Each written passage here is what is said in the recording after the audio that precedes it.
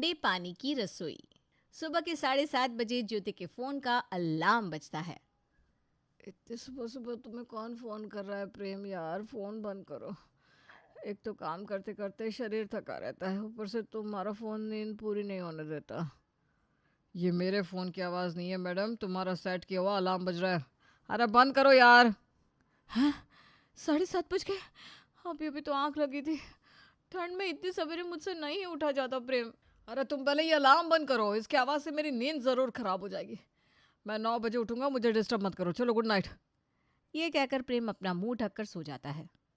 मुझे ही करनी थी शादी, इससे अच्छा तो पढ़ लेती ज्योति।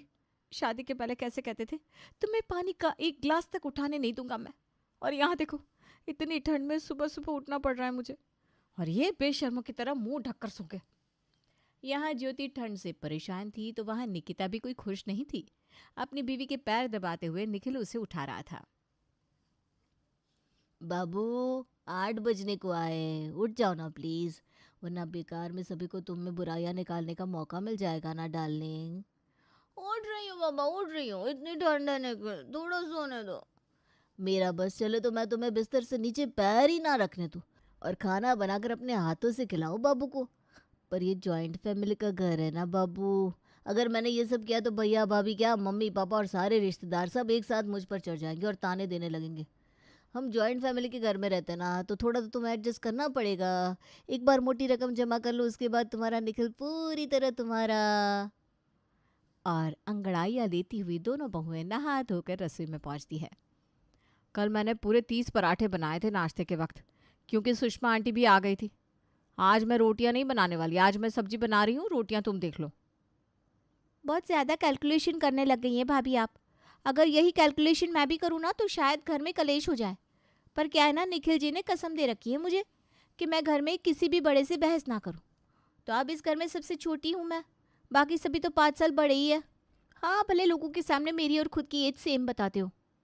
वो तो अंधा भी बता देगा कि तुमसे 2 साल की बड़ी होने के बाद भी देखने में मैं छोटी लगती हूँ।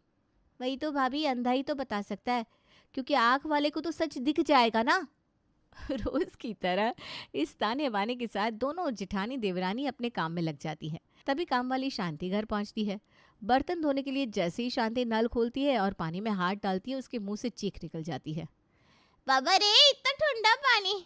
आप लोगों के घर की पानी की टंकी जरूर शेड में रखी होगी, तभी पानी इतना ठंडा है। खुले में रखना चाहिए ना टंकी को। तुझसे पूछकर हम पानी की टंकी की जगह बदलेंगे क्या? घर के मर्दों को और कोई काम नहीं है कि टंकी की जगह बदलते रहेंगे? तो पानी की टंकी में गीजर लगवाइए। जिसके भी घर काम करती है सबने गीजर लगवा के रखा है। अरे भाई, काम वाली अपनी जान देकर थोड़ी ना काम करेगी। अक्टूबर आते आते मैंने बोल दिया कि गर्म पानी का इंतजाम कर लो, पर शायद आप लोगों को ध्यान में ही नहीं आता। तेरे लिए हम गीजर भी लगवा लें? वाह भाई वाह, कोई गीजर वीजर नहीं लगेगा यहाँ। शांति, इसी पानी से बर्तन धोने हैं, धोना शुरू कर दे। मेरे को गर्मी दिखा रहे लिए, अभी मज़ा चखाती हूँ इनको। शांति एक बड़े से पतीले में पानी भरती है और दरवाजे के बाहर धूप में रख कर आती है और आराम से सोफे पर बैठकर चाय नाश्ता करने लगती है। यह सब क्या है शांति? तू बर्तन ना धोकर सीधा नाश्ता लेकर बैठ गई? मैंने कहा है ना तुझसे कि पहले तू बर्तन साफ करेगी, उसके बाद ही नाश्ता करेगी। बाप रे बाप, आज तो आप सब मेरे को काटने को दौड़ रहे ले। अरे भाई, इतनी ठंड है, नल का पानी इतना ठंडा है, इतने ठंडे पानी से मैं बर्तन नहीं धोएगी। दोनों भाभीियों को बोला मैंने कि पानी गर्म करके दो, पर दोनों की दोनों ना आप बोल रही लिए। तो मैंने पानी गर्म करने के लिए धूप में रखे लाए। अब धूप की किरण से जब पानी गर्म होएगा तो शांति बर्तन धोएगी। इतनी ठंड में खुद की तबीयत बिगाड़ लूँगी क्या मैं? मेरा भी घर बाहर है, देखना पड़ता है सब मेरे को। मौसी जी, ठंड तो है भाई। घर के मर्द भी बीच में बोलेंगे क्या? मैंने बोला ना मौसी जी, घर की औरतों से ही मैं बात करती है बस। लीजिए, आप इसकी साइड ले रहे थे और इसने आपको ही सुना दिया। इसीलिए कहती हूँ औरतों के मामले में बोलने की आदत छोड़ दीजिए। किसी का भला सोचना ही नहीं चाहिए। दुकान में एक पार्टी आने वाली है, मैं निकल रहा हूँ ममता जी। ज्योति और निकिता खाना बनाकर तैयार कर लेती है, पर उन्हें परोसने के लिए बर्तन ही नहीं होते, क्योंकि पानी धूप में गर्म हुआ नहीं था। और जब तक पानी गर्म नहीं होता, शांति बर्तन धोने वाली नहीं थी। एक काम कर ज्योति, तू एक पतीला पानी गैस पर गर्म करके इसे पकड़ा दे। ये बर्तन धोएगी तब जाकर हम खाना खाएंगे, और तब जाकर लगेगा पोछा। ये लो, सभी को ज्योति ही मिलती है काम पकड़ाने को। नाश्ता बनाकर सोचा फ्री हो जाऊंगी तो मम्मी से बात करूंगी, तो अब पानी गर्म करके दो। काम वालियों के काम ही करने बाकी रह गए थे इस घर में। बड़बड़ाती हुई ज्योति रसोई में जाती है और पानी गर्म करके शांति को बर्तन धोने के लिए देती है। शांति बर्तन धो देती है और घर में सभी को खाना मिल जाता है। और अब आती है पोछे की बारी। देखिए मौसी जी, इतनी ठंड में कपड़े के पोछे को बार बार पानी में डुबो डुबो कर मैं फर्श साफ नहीं कर सकती। मेरे को एक मॉपिंग मंगा दीजिए। अब हम तुम्हें मॉपिंग ला कर दे? अरे मॉपिंग से पोछा करना होता तो हम खुद ना कर लेते। तो खुद कर लेना, मैं नहीं कर रही पोछा। पता नहीं कहाँ जाएंगे पैसे लेकर। ये कहकर शांति पोछा ज्योति के हाथ में रखकर चली जाती है। रात को खाने की टेबल पर निकिता सभी को डिस्पोजल वाले बर्तन में खाना परोसती है। ये क्या है बहू, डिस्पोजल के बर्तन में खाना क्यों दे रही हो? तो क्या करूँ पापा जी, भाभी ने तो शांति से लड़ाई कर ली और वो गुस्से में चली गई। अब फ़ोन भी नहीं उठा रही। ऐसे रोज़ वो शाम को आ जाती थी, नाश्ते और दोपहर के बर्तन साफ़ हो जाते थे। अब बर्तन साफ़ नहीं हुए तो और बर्तन आते कहाँ से? तो इसमें मेरी क्या गलती है पापा जी? वो कहती है गीज़र लगा कर दो, पानी गर्म करके दो। काम वाली वो है कि हम? अरे ठंड का वक्त है बहू, गर्जी उसे नहीं हमें है। हमें ज़रूरत है इस वक्त काम वाली की। ये डिस्कशन चल रहा था कि तभी पड़ोसन सुषमा शिमला मिर्च मांगने वहां पहुंच जाती है और अपनी सहेली को डिस्पोजेबल के बर्तन में खाना खाता देखकर चुस्की लेते हुए कहती है, दो दो बहुएं होने के बाद तू ये ऐसे बर्तनों में खाना खा रही है सुषमा। हे भगवान, मुझे कह दिया होता, मैं खिला देती खाना। चल तू मेरे घर। खाना तो हमने बनाया है आंटी जी, पर वो क्या है ना, हमारी काम वाली ने आज छुट्टी मार दी तो बर्तन साफ हुए नहीं, इसीलिए बस डिस्पोजल में खाना परोसना पड़ा। दो दो हाथ तुम दोनों को किस लिए दिए हैं भगवान ने? कितना ही वक्त लगता है बर्तन धोने में। 10 मिनट में बर्तन साफ होते हैं, जाकर धो लेती बर्तन। 5 प्लेट कटोरी, उसे धोने में कौन से हाथ घिस जाते हैं तुम्हारे? काम नहीं करने के 100 बहाने हैं बस। निकिता और ज्योति सिर्फ ठंड में उठने से ही परेशान थी कि अब बर्तन साफ करने का आइडिया भी सुषमा उनके ससुराल वालों के सर में डाल देती है। रात को ज्योति कमरे में प्रेम से कहती है, जब सुषमा आंटी इतने लंबे लंबे लेक्चर झाड़ रही थी प्रेम, तो तुम मना नहीं कर सकते थे क्या? मेरी साइड नहीं ले सकते थे?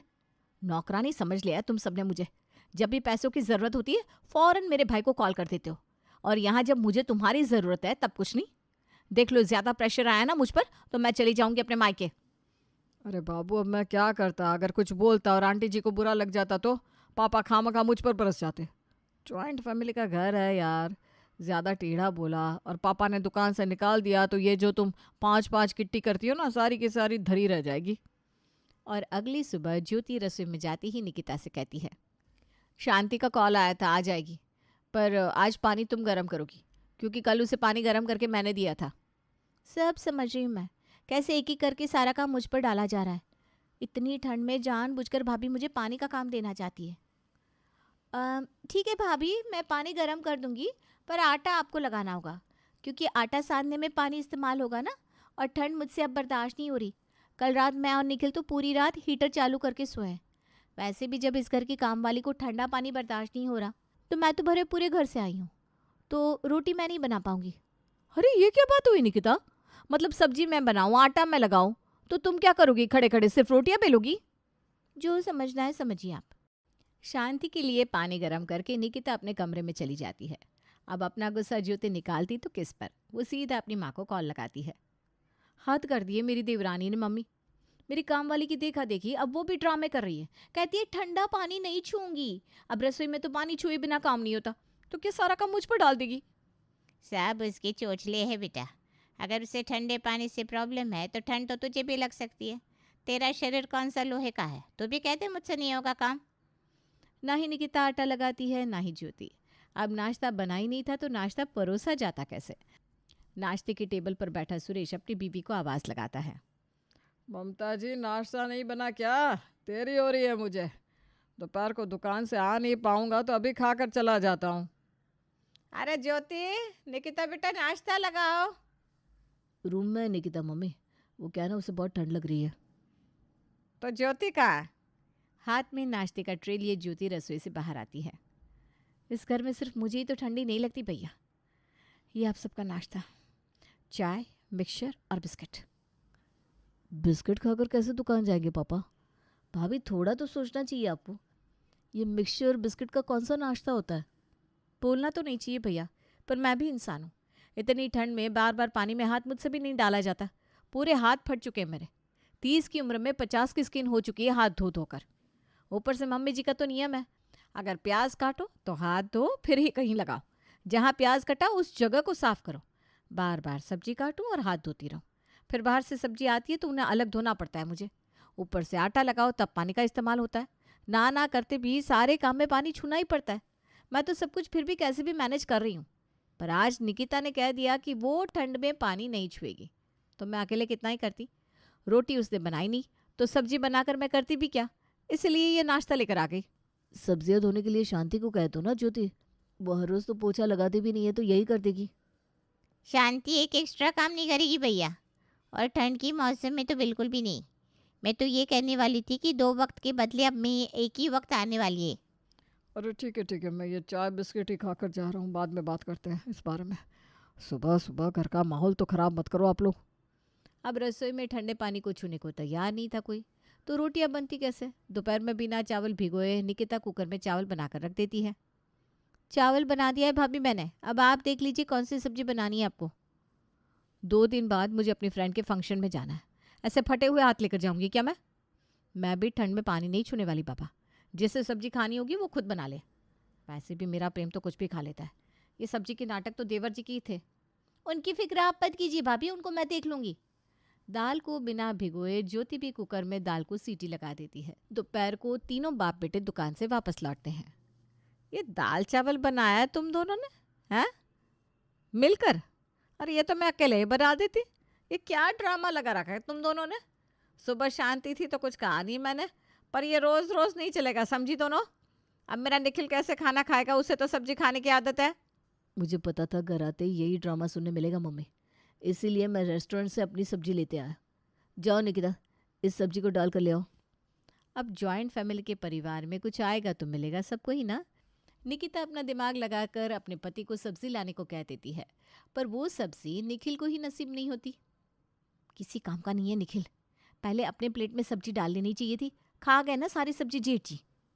रात को फिर दोनों देवरानी जेठानी चावल और दाल ही चढ़ा देती है, क्योंकि बस एक यही खाना था जिसमें ठंडे पानी को छूना नहीं पड़ रहा था।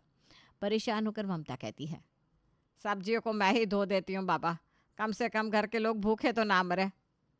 सब्जियों को लेकर ममता धोने के बाद काटने बैठ जाती है। तभी उसकी बेटी किरण का फ़ोन आता है। क्या कर रही हो मम्मी? यही सब्जियाँ काट रही हूँ बेटा। वो क्या है ना, तेरी भाभी रसोई के ठंडे पानी को छूना नहीं चाह रही। कभी कभी मुझे समझ में नहीं आता 60 की उम्र मेरी है या इन दोनों की। सुबह रोटियां बनाई और अभी सब्जी की तैयारी कर रही हूँ। क्या सोचा है मम्मी, जीने की इच्छा खत्म हो गई है क्या तुम में? अरे ये क्या बोल रही है तू? जिंदगी भर तो दुख देखते निकल गया, अब सुख आया है तो क्यों मर जाऊं? अपने नाती पोतियों का मुंह देखे बिना कैसे मर जाऊंगी मैं? जीना है भाई मुझे। तो इतनी ठंडी में अगर बार बार तुम ठंडे पानी को छुओगी तो गठिया की प्रॉब्लम नहीं हो जाएगी क्या तुम्हें? जब बिस्तर से उठ नहीं पाओगी तब ये दोनों बहुएं कोई काम नहीं आएंगी। इनकी तुम मदद करने की सोचो ही मत। मैं सब समझ रही हूँ, एक एक करके ये सारा प्रेशर तुम पर डाल रही है, ताकि या तो घर में एक खाना बनाने वाली आ जाए या सारा काम तुम खुद पर ले लो। उनके जाल में ना आकर इन्हें ठीक करने की सोचो। अगली सुबह ममता सभी के सामने कहती है, किरण लंदन जा रही है। दामाद जी को 4 टिकटें मिली है लंदन जाने की, तो ये ठहरे 2 लोग। तो मुझे कह रही थी मम्मी तुम और पापा भी चलो। अब मैं इस उम्र में कहाँ लंदन घूमूंगी। वही ना मम्मी जी, और लंदन में तो बहुत ठंड पड़ती है, आपकी तो तबीयत बिगड़ जाएगी। टिकट बर्बाद ना हो इसलिए मैं और निखिल चले जाते हैं। अगर आपको याद हो मम्मी जी, तो पिछले साल आप लोगों के साथ पुरी का ट्रिप निकिता और निखिल ने किया था। उस वक्त मैं और प्रेम घर पर रहे थे, तो उस हिसाब से इस बार हमारा जाना बनता है। ज्योति बिल्कुल ठीक कर रही है मम्मी। और वैसे भी जब ठंडे पानी की बात बोलकर तुम्हारी छोटी बहू ने तुम्हें नाश्ता भी नहीं दिया था, तो कम से कम उस वक्त ज्योति चाय और बिस्किट तो लेकर आई थी सबके लिए। अब अगर कोई तुम्हारे लिए कुछ कर रहा है तो तुम्हें भी उसके लिए कुछ करना चाहिए ना। कमरे से प्रेम अपनी माँ का फ़ोन लाकर उसके हाथ में रख देता है। दीदी को फ़ोन करके कह दीजिए ना मम्मी जी कि मैं और प्रेम जाएंगे लंदन। बोलना तो नहीं चाहिए मम्मी, पर याद है जब तुम्हारे पैर में फ्रैक्चर हो गया था कैसे दिन रात निकिता तुम्हारी सेवा में लगी रहती थी। वो तो है बेटा, तुम दोनों की बात सही है, पर लंदन में कितनी ठंड होती है। मेरी नाजुक बहुएं कैसे बर्दाश्त कर पाएगी वो ठंड। मैं तो कह रही हूँ तुम दोनों भाई होकर आओ लंदन। ये क्या बात हुई मम्मी जी, मैं क्यों नहीं बर्दाश्त कर पाऊंगी लंदन की ठंड। हनीमून पर मनाली गई थी, मैं भूल गई क्या। शादी के पहले तो लोग कहते थे मैं बर्फ की देवी हूँ, आइस बेबी। मुझे तो हमेशा से बर्फ खाने की आदत रही है, ये तो प्रेम भी जानते हैं।